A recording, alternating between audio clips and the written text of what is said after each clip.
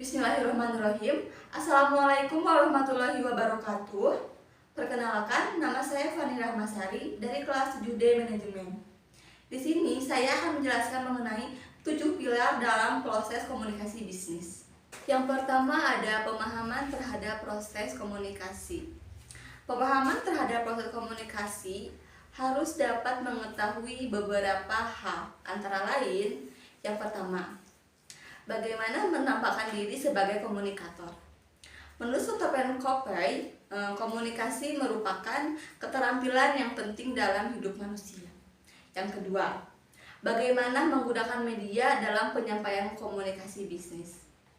Dirasa amat penting menggunakan media, di mana media ini merupakan suatu alat bantu di dalam penyampaian pesan kepada komunikan atau audiens.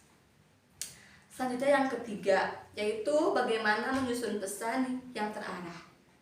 Dalam proses komunikasi, semua pesan atau informasi yang dikirim akan diterima dengan berbagai perbedaan oleh penerima pesan atau informasi.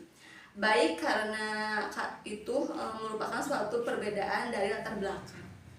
Contohnya yaitu di mana ada seorang sekretaris yang sedang mengikuti meeting bersama dengan atasannya, dituntut harus memahami dari setiap proses komunikasinya.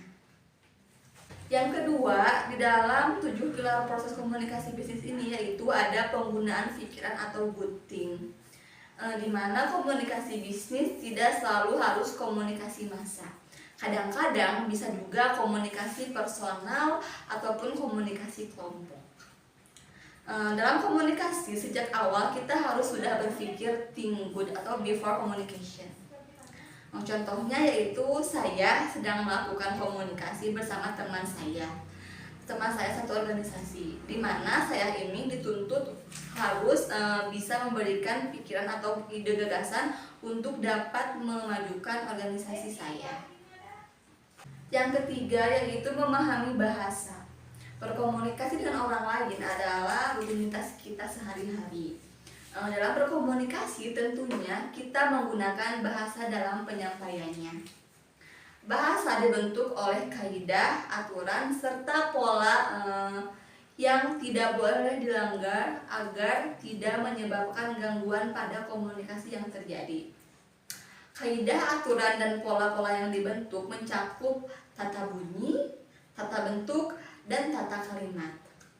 Contohnya yaitu di mana saya memiliki teman yang berasal dari Surabaya.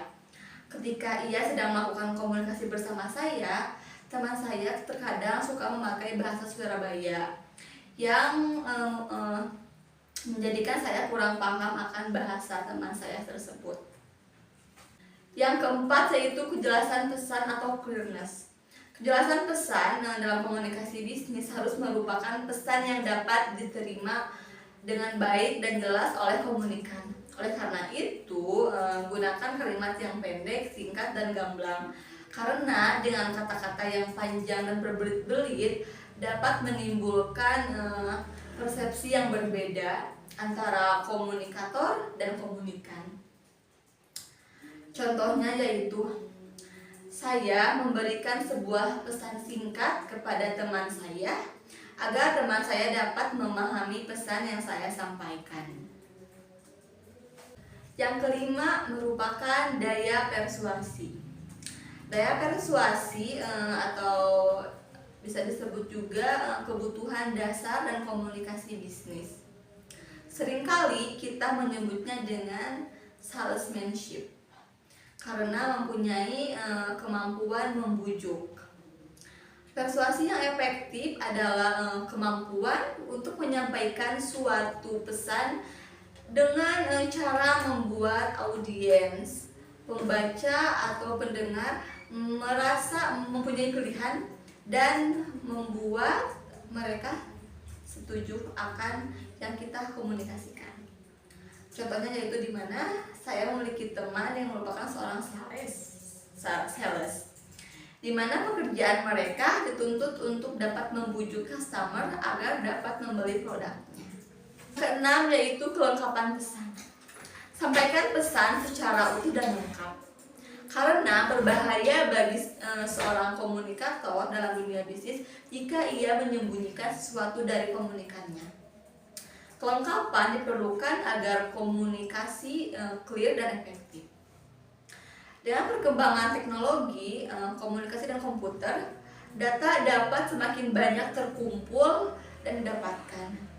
Jangan menahan atau menyembunyikan data ataupun essential information sebab akan merusak seluruh communication network.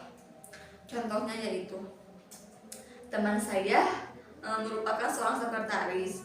Ia dituntut untuk dapat membuat surat yang kelengkapannya harus sesuai dengan isinya. Yang terakhir yaitu ada keinginan baik atau goodwill. Keinginan baik atau goodwill ini dalam strategi pemasaran sosial atau market adalah sesuatu yang sangat penting untuk diperlihatkan. Dalam pengertian ini, yang kita hadapi bukan hanya sekedar manusia, namun juga seluruh masyarakat yang mempunyai nilai-nilai, norma, prasangka, dan lain sebagainya. Contohnya yaitu teman saya merupakan seorang salesman, di mana mereka memiliki keinginan atau itikat baik untuk mencapai target marketing mereka. Baik, sekian pemaparan materi dari saya. Mohon maaf bila ada yang kurang berkenan. Terima kasih. Wassalamualaikum warahmatullahi wabarakatuh.